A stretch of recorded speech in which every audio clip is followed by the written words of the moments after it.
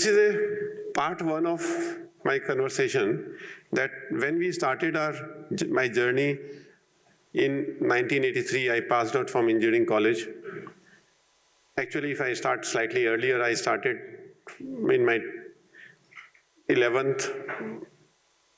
When I completed my 11th, 2 brothers, 8 sisters. So my elder brother was in engineering from IIT, and then I got a somewhat better marks in my 11th. So family said that you should go to medicine.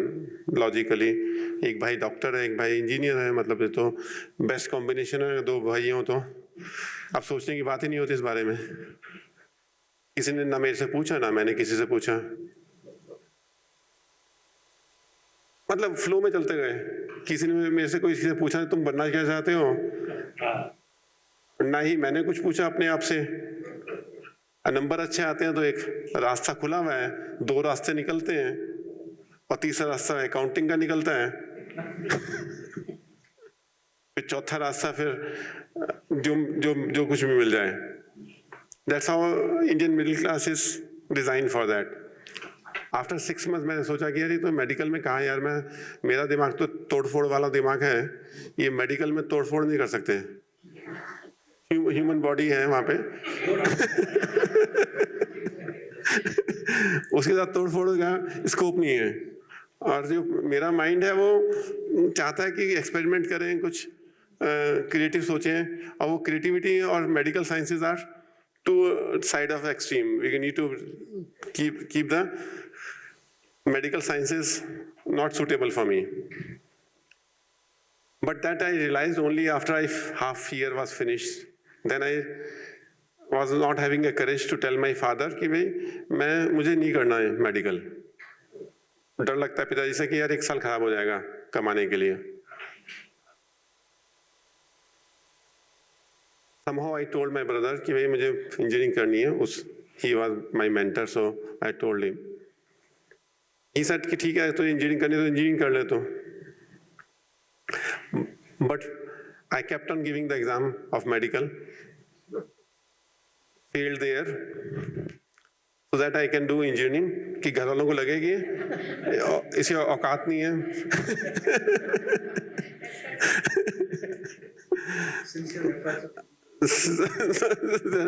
So get into engineering after that. So I did complete my engineering. I got a green card because my sister was in US. So when I was passed out, I got a job in telco and I got a green card to go to US.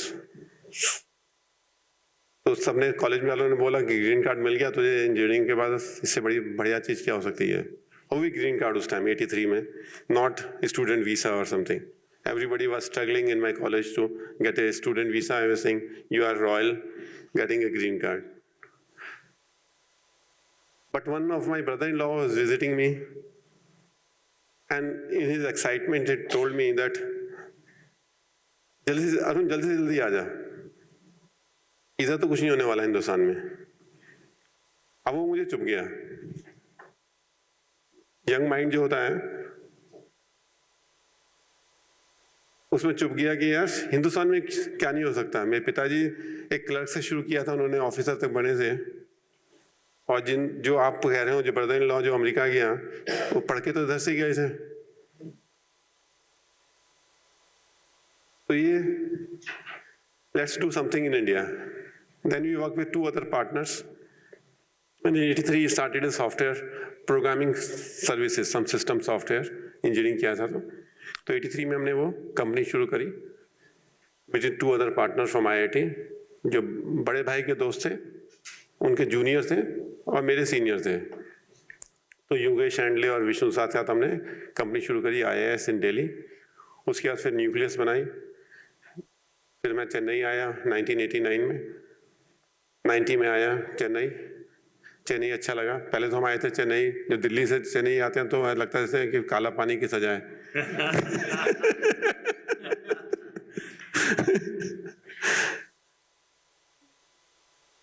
क्योंकि हमें कभी मौका नहीं सोचना भी नहीं चेन्नई होता क्या है। मतलब कि दिल्ली वालों के लिए चेन्नई मद्रासी होते हैं और चेन्नई वालों के लिए दिल्ली सब पंजाबी होते हैं। हमें सब मद्रासी लगते थे। तो पहले तो उस ढंग से आया कि एक प्रोजेक्ट है सिटी बैंक का, तो उसको करना है, तो इसके लिए तो हमें जाना ही पड़ेगा प्रोजेक्ट की तरह से, तो था कि 1 साल जाके ख़त्म करके किसी को हायर करके निकल जाएंगे। But when I came here I found the better value system and understand that if you have to grow the company you need a, because Delhi में हमारे जो सिस्टम था वो ये होता था कि हमारे जो इनकम होती थी तो चार्टर्ड अकाउंटेंट साथ मिले, उन्होंने कहा जब एनुअल रिटर्न होती थी उस टाइम आता था चार्टर्ड अकाउंटेंट, बोलता था कितना टैक्स पे करना है, वो ये नहीं देखता था कि कितने रेवेन्यू है, कितना प्रॉफिट है, उसका प्रश्न नहीं होता था तुम्हें कितने इस साल कितना टैक्स देना है। हमें पता नहीं था कुछ, हम भी बोल देते थे कि अच्छा पिछले साल कितना दिया था, 100 रुपये बढ़ा के देता हूँ। जब चेन्नई में हम आए तो हमारा जो एक चार्टर्ड अकाउंटेंट था उसने इनकम देखी और उसने देखा कि इस साल कितनी है, इस साल कितनी है, इस साल कितनी है, 2-3 साल की इनकम देखी, कहता कि अरुण कि तुम्हारा टैक्स लायबिलिटी जो है करीब 10 लाख रुपए टैक्स देना होगा। मैंने दिल्ली वाले को फ़ोन किया ऑब्वियसली पूछने के लिए तो कितना टैक्स है, तो उसने कहा कि अरुण बेवकूफ़ है तू मत सुन उसकी, मैं करवा दूंगा 1.5 लाख में।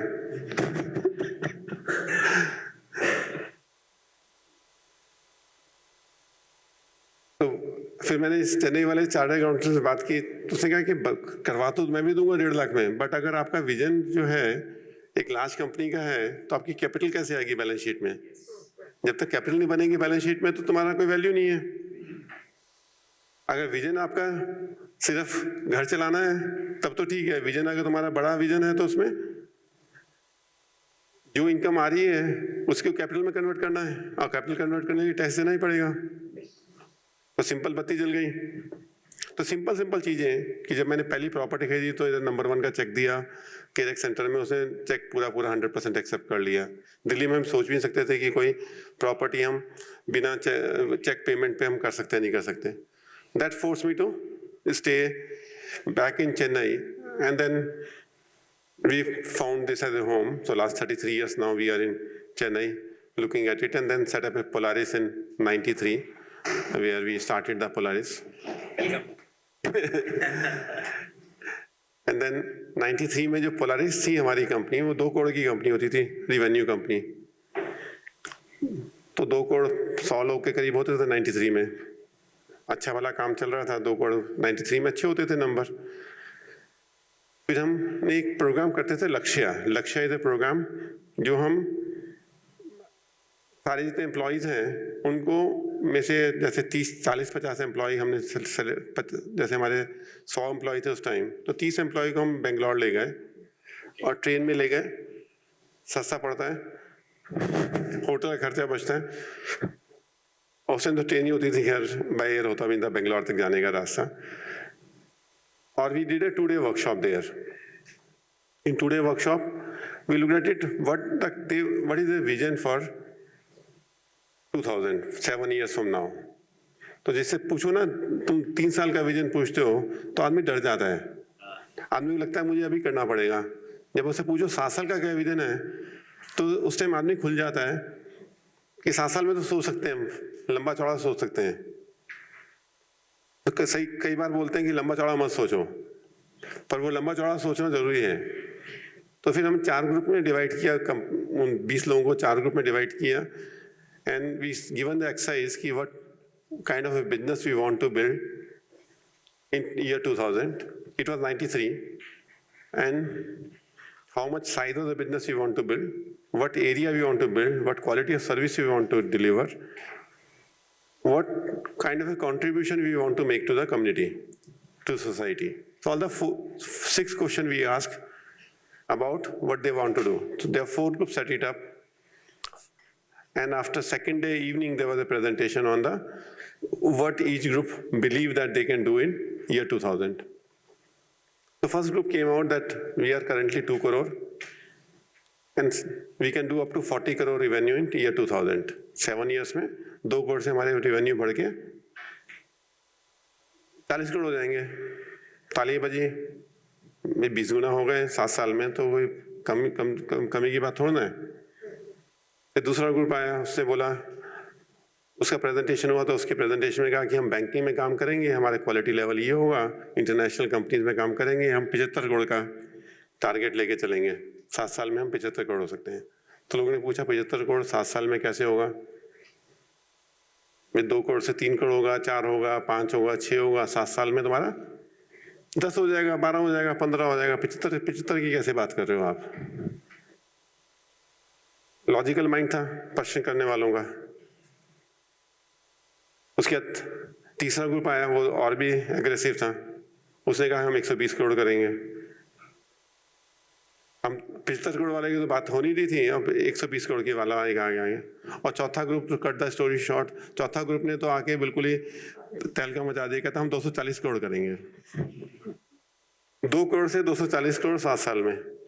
वो एक ऐसा रामास्वामी होता था, आई रिमेम्बर द नेम।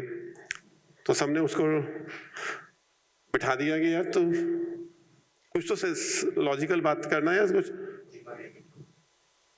दिमागी बात कर, मतलब ये कोई हवा में थोड़ा ना 240 करोड़ आते हैं कोई।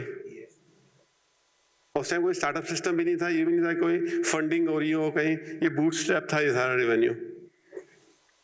And we came back after this, but we concluded कि चलो एग्रीमेंट लेते हैं कॉमन, सबने कहा 100 करोड़ करते हैं, चलो 2 करोड़ से 100 करोड़, 93 से कैसे करेंगे ये नहीं पता, बट 100 करोड़ करेंगे। और हम ज्यादा प्रश्न भी नहीं पूछे, और वापस आ गए और सब जगह लिख दिया, दीवारों पे लिख दिया हम 100 करोड़ करेंगे। एक कागज पे साइन कर लिए, एक बड़ी बोर्ड में बना लिया, vision for next 7 years is 100 crore revenue. So everybody sees in the company of 100 people, we were in Mount Road there.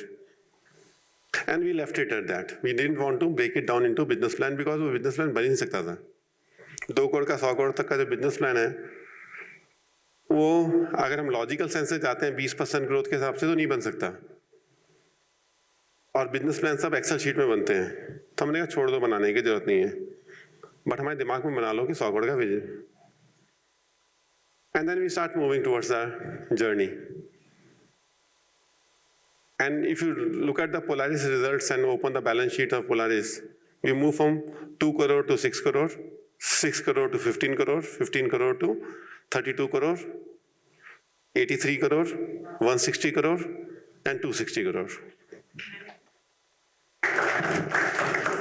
So by year 2000, when public issue came in, we were 260 crore.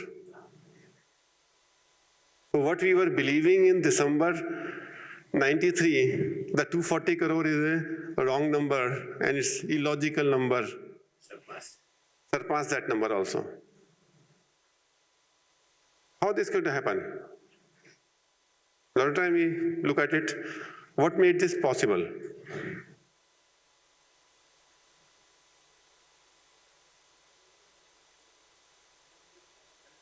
Subconscious mind, beautiful, subconscious mind. That number was sitting in subconscious mind. All our decisions were happening based on 100 crore. अरे हमारे mind ने सोचा था 100 करोड़ तो हो गया, subconscious mind ने उसमें कन्विक्शन, जब हमने साइन किए पेपर के ऊपर तो कन्विक्शन आ गई 100 करोड़ तो हो जाएगा, कैसे हो जाएगा नहीं पता था। तो जब हमने 97 करोड़ 1997 में we came to this place Navalur, OMR कुछ नहीं होता था 97 में, ये एग्रीकल्चर लैंड होता था, चावल की खेती होती थी इसके ऊपर। हमने 2.5 एकड़ लैंड, हमारे पास कुछ लोन लेके सिटी बैंक से, वी टुक 2.5 एकड़ लैंड 75 लाख रुपए का। Myself and Manju came on one rainy day and हमने बोला कि इतना दूर, हमने कहा दूर तो ठीक है पर हमें अपना कैंपस बनाना है, हमारे पास औकात नहीं है शहर में कैंपस बनाने की। 75 लाख में 2.5 एकड़ कहीं नहीं मिलने वाला शहर में। अब 20-22 किलोमीटर का है वो, तो एक बार जाना है एक बार आना है। अपनी बसेस लगा दी अपनी, बट वो डिसीजन क्यों हुआ? वो इसलिए हुआ कि 100 करोड़ का प्लान था। अगर 100 करोड़ प्लान नहीं होता तो मैं इतनी दूर क्यों आता? समवेयर दैट टाइम जब हमने डिसीजन लिया था, हम 15 करोड़ की कंपनी थी, तो 15 करोड़ की कंपनी के लिए कोई कैंपस थोड़ा सोचता है कोई। 15 करोड़ की कंपनी के लिए हम स्क्वायर फीट में सोचते हैं कि 10,000 स्क्वायर फीट ले लेंगे, 20,000 स्क्वायर फीट ले लेंगे। We never think about it कि 2.5 एकड़ का लेके हम अपना पावर प्लांट लगाएंगे क्योंकि इलेक्ट्रिसिटी डिस्टर्ब होगी, अपना सीवेज ट्रीटमेंट प्लांट लगाएंगे, so that it becomes international office. With a 15 crore revenue, you don't think to create a campus of your own, working space design of your own. This was 100,000 square feet space we created. Now there was no need of 100,000 square feet. If somebody asked me 100,000 square feet in 97, was it worth it? For 15 crore company? Illogical, na? Because when you make a plan for what is today and what is next 2 years. And next 2 years will be, आज 10,000 square feet है तो 5,000 और ले लेते हैं। तो जैसे ही हमने उसको 1 लाख स्क्वायर फीट हो गया तो सब कंपनी के जितने एम्प्लॉय सबको भरना भी है फिर उसको। तो फिर वो 2 साल में 2.5-3 साल में भर गया। फिर 1 लाख स्क्वायर फीट तो 260 करोड़ के लिए जगह भी चाहिए थी। Then we can tell the customers कि भाई हमारे पास ये कैंपस है।